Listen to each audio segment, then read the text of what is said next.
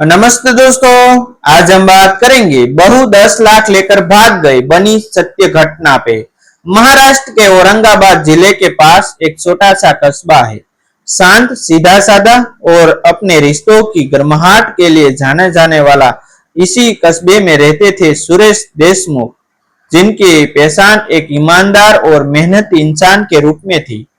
खेती बाड़ी और थोड़ा बहुत व्यापार करके उन्होंने अपने परिवार को अच्छे से संभाला था। उनका बेटा आदित्य पढ़ा लिखा, समझदार और परिवार से जुड़ा हुआ लड़का था। घर में खुशियों की कोई कमी नहीं थी, बस एक ही ख्वाहिश बाकी थी, आदित्य की शादी। जब रिश्ता आया काव्या का, तो उसे जैसे घर में नई रोशनी आ गई। काव्या देखने में खूबसूरत, बातों में मीठी और व्यवहार में बेहद समझदार लगी। पहली मुलाकात में ही उसने सबका दिल जीत लिया था। शादी बड़े धाम-धूम से हुई। रिश्तेदार, दोस्त, पूरा गांव इस खुशी में शामिल हुआ। शादी के बाद काव्या ने जिस तरह से घर को अपनाया, उससे हर कोई खुश था। सुबह जल्दी उठना, सास के साथ रसोई संभालना, ससुर की दवाइयों का ख्याल रखना, सब कुछ इतनी सहजता से करती कि लगता जैसे वह इस घर का हिस्सा हमेशा से रही हो। आदित्य भी खुद को खुशकिस्मत समझना था कि उसे इतनी समझदार पत्नी मिली। दोनों की जिंदगी एक खूबसूरत कहानी की तरह आगे बढ़ रही थी, लेकिन हर कहानी के पीछे एक ऐसा सच भी होता है जो धीरे धीरे सामने आता है। काव्या का फोन हमेशा उसके पास ही रहता था। वह अक्सर देर रात तक किसी से चैट करती रहती थी और जैसे ही कोई पास आता, वह फोन स्क्रीन बंद कर देती। शुरुआत में किसी ने इस बात पर ध्यान नहीं दिया।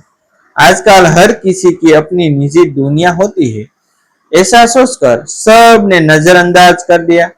लेकिन आदित्य को धीरे धीरे कुछ अजीब लगने लगा था। काव्या अब पहले जैसी खुशी और सहज नहीं रही थी। उसकी आंखों में एक अजीब सी बेचैनी दिखाई देने लगी थी। एक दिन आदित्य ने मजाक मजाक में उसका फोन देखने की कोशिश की, तो काव्या अचानक नाराज हो गई। उसने कहा, क्या तुम्हें मुझ पर भरोसा नहीं है? आदित्य चुप हो गया।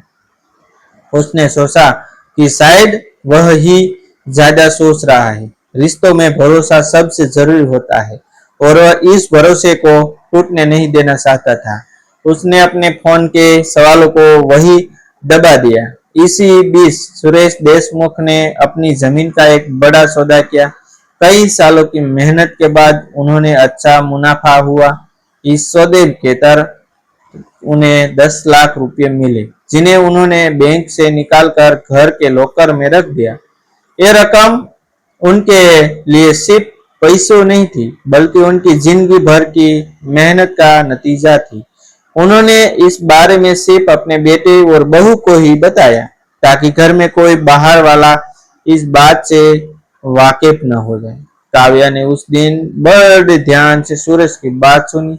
उसने मुस्कुराते हुए कहा, अब बिल्कुल चिंता मत कीजिए, ये पैसे पूरी तरह सुरक्षित रहेंगे। उसकी आवाज में इतना भरोसा था कि किसी को जरा सा भी शक नहीं हुआ। लेकिन उसी पल उसके दिमाग में कुछ और ही चल रहा था।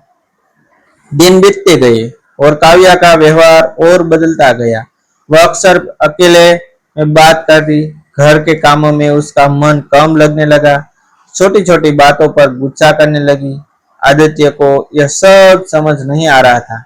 वह बार बार कोशिश करता कि काव्या से बात करे, लेकिन हर बार वह कोई न कोई बहाना बनाकर बात टाल देती। फिर आया वह दिन जिसने इस खुशहाल परिवार की नींव हिला दी। रात का समय था, पूरा घर गहरी नींद में सो रहा था। चारों तरफ सन्नाटा था। इसी सन्नाटे के बीच काव्या धीरे धीरे उठी। उसने पहले से ही अपना बैग तैयार कर लिए रखा था। उसने अलमारी खोली, लॉकर निकाला और इसमें रखे 10 लाख रुपए अपने बैग में रख दी। उसके चेहरे पर न कोई डर था, न कोई पछतावा, जैसे वह इस पल का लंबे समय से इंतजार कर रही हो। उसने एक बार भी पीछे मुड़कर नहीं देखा। चुपचाप दरवाजा खोला और अंधेरे में कहीं खो गई। सुबह जब सुरेश देशमुख उठे तो रोज की तरह उन्होंने सबसे पहले लॉकर चेक किया। जैसे ही उन्होंने लॉकर खोला, उनके होश उड़ गए। पैसे गायब थे। उनका दिल जोर जोर से धड़कने लगा। उन्होंने तुरंत आदित्य को बुलाया। दोनों ने पूरे घर में काव्या को ढूंढा, लेकिन वह कहीं नहीं थी।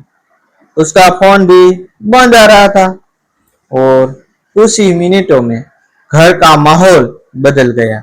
जहां कल तक हंसी खुशी थी, आज वहां डर और शक का साया था।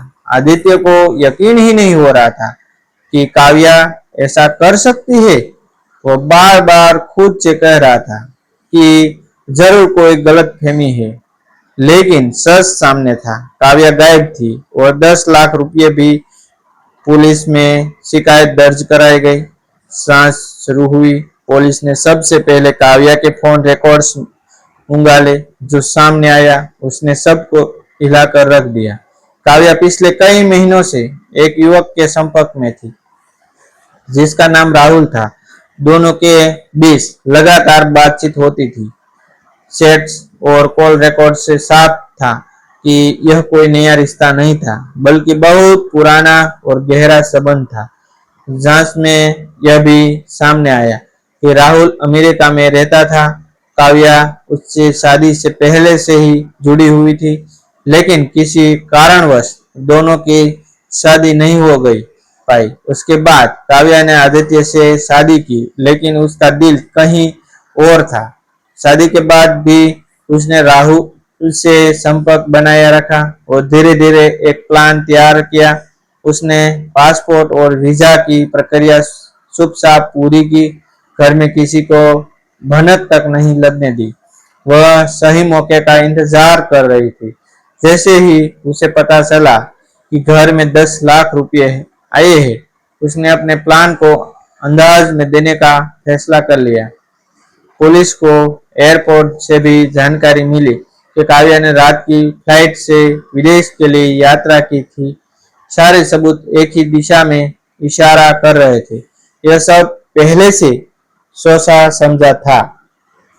आदित्य के लिए यह सब किसी बुरे सपने से कम नहीं था।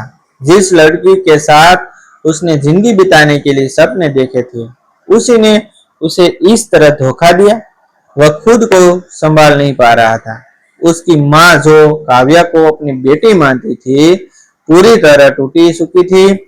सुरेश देशमुख, जो हमेशा अपने परिवार की इज्जत पर गर्व करते थे, आज लोग की नजरों का सामना करने से भी वो डर रहे थे। गांव में तरह तरह की बातें होने लगी। कोई कहता कि यह सब पैसों के लिए हुआ, तो कोई कहता कि यह प्यार का मामला है। लेकिन सच्चाई क्या थी, यह कोई नहीं जानता था।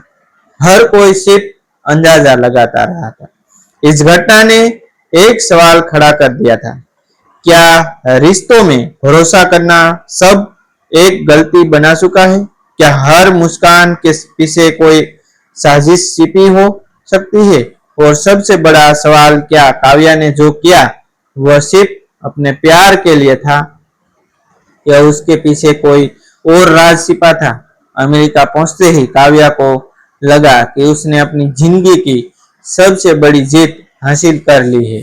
जैसे अब उसके सारे सपने सच होने वाले हो। एयरपोर्ट से बाहर निकलते वक्त उसके चेहरे पर आत्मविश्वास साफ झलक रहा था। उसे पूरा यकीन था कि अब वह उस जिंदगी में कदम रखने जा रही है जिसका सपना उसने महीनों नहीं बल्कि सालों से देखा था। बाहर राहुल उसका इंतजार कर रहा था। वही राहुल जिसके लिए उसने अपना घर, अपना पति और एक पूरा परिवार छोड़ दिया था। जैसे ही दोनों आमने सामने आए, कुछ पलों के लिए सब कुछ किसी फिल्मी सीन जैसा लगा, लेकिन यह एहसास ज्यादा देर तक टिका नहीं पाया, क्योंकि हकीकत धीरे धीरे अपने असली रंग दिखाने लगी थी। शुरुआत के कुछ दिन तो ठीक रहे। राहुल ने उसे अपने अपार्टमेंट में रखा, घुमाया फिराया, लेकिन जल्द की काव्या को महसूस होने लगा कि राहुल पहले जैसा नहीं रहा। उसकी बातों में पहले वाली गर्माहट नहीं थी। उसके व्यवहार में एक अजीब सी दूरी आ गई थी। काव्या ने इसे शुरुआत में नजरअंदाज किया। उसे लगा कि शायद काम का दबाव होगा या नई जगह की जिम्मेदारियां होगी, लेकिन असलियत इससे ही कहीं ज्यादा कड़क थी। कुछ ही दिनों में राहुल ने काव्या से पैसों के बारे में पूछा शुरू कर दिया। उसने बार बार यह जानने की कोशिश की कि वह कितनी रकम लेकर आई है और कहाँ रखी है। काव्या को थोड़ा अजीब लगा, लेकिन उसने सब कुछ सच सच बता दिया। उसे लगा कि अब वे दोनों एक नई जिंदगी शुरू करेंगे और पैसों उसी के काम आएंगे। लेकिन जैसे ही राहुल को यह यकीन हो गया कि काव्या के पास 10 लाख रुपया है, उसका व्यवहार पूरी तरह बदल गया। वह अब पहले जैसा प्यार जताने के लिए बजाय हुकूमत चलाने लगा। छोटी छोटी बातों पर गुस्सा करने लगा और काव्या को एहसास होने लगा कि वह जिस इंसान पर आंख मूंद कर भरोसा कर बैठी थी, वह वैसा बिल्कुल नहीं था जैसा उसने सोचा था। एक दिन वो हद ही हो गई जब राहुल ने साफ साफ कह दिया कि वह काव्या से शादी नहीं कर सकता क्योंकि उसकी जिंदगी में पहले से कोई और है। यह सुनकर काव्या के पैरों तले जमीन खिसक गई। उसे लगा जैसे किसी ने उसके सारे सपनों को एक झटके में तोड़ दिया। काव्या ने राहुल से बहस करने की कोशिश की, उसे अपने लिए हुए त्याग एहसास दिलाने की कोशिश की, लेकिन राहुल पर इसका कोई असर नहीं पड़ा। उल्टा उसने काव्या को ही गलत ठहराना शुरू कर दिया। उसने कहा कि उसने कभी काव्या से ऐसा कोई वादा नहीं किया था और जो कुछ भी हुआ वह काव्या की अपनी मर्जी से हुआ। यह सुनकर काव्या पूरी तरह टूट गई। जिस प्यार के लिए उसने अपने परिवार को धोखा दिया था, वही प्यार अब उसके सामने हुए एक झूठी बनकर खड़ा था। लेकिन सबसे बड़ा रता अभी बाकी था। कुछ दिनों बाद राहुल अचानक गायब हो गया। उसका फोन बंद आने लगा और वह अपने अपार्टमेंट में से भी कहीं और शिफ्ट हो गया। काव्या को तब समझ आया कि वह सिर्फ एक प्लान का हिस्सा भी, जिसे इस्तेमाल करके छोड़ दिया गया। अब काव्या अकेली थी, एक अजनबी देश में जहां न कोई अपना था न कोई सहारा। पैसे भी धीरे धीरे खत्म होने लगे क्योंकि रहने खाने और बाकी खर्चों में सब कुछ तेजी से खर्च हो रहा था। उसने कई बार राहुल से संपर्क करने की कोशिश की, लेकिन हर बार उसे निराशा ही हाथ लग।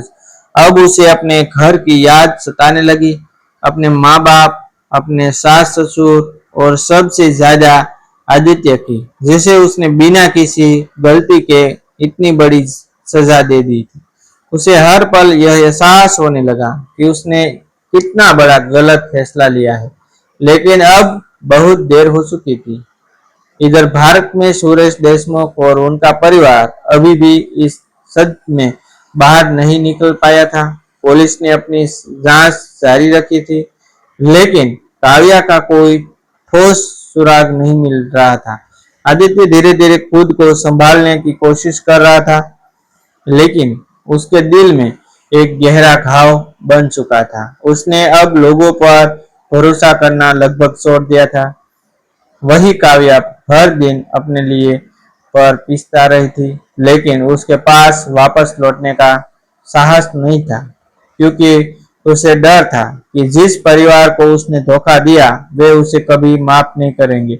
समय बीतता गया और काव्या की हालत दिन बे दिन खराब होती गई। आखिरकार एक दिन उसने भारत लौटने का फैसला किया क्योंकि अब उसके पास कोई और रास्ता नहीं बचा था। लेकिन उसके मन में एक ही सवाल बार बार उठ रहा था, क्या उसे दूसरा मौका मिलेगा या उसका अतीत हमेशा उसके भविष्य पर भारी रहेगा। और यही इस कहानी का सबसे बड़ा सच छिपा है कि कभी कभी हम जिस खुशी के पीछे भागते हैं वही हमें सबसे बड़े दुख की ओर ले जाती है, और जिस भरोसे को हम तोड़ते हैं उसका बोझ जिंदगी भर हमारे साथ चलता है। थैंक यू दोस्तों, मिलते हैं फिर एक न्यू कहानी के साथ, एक न्यू वीडियो के साथ। तब तक बनी रहिए हमारी चैनल के साथ। Thank you.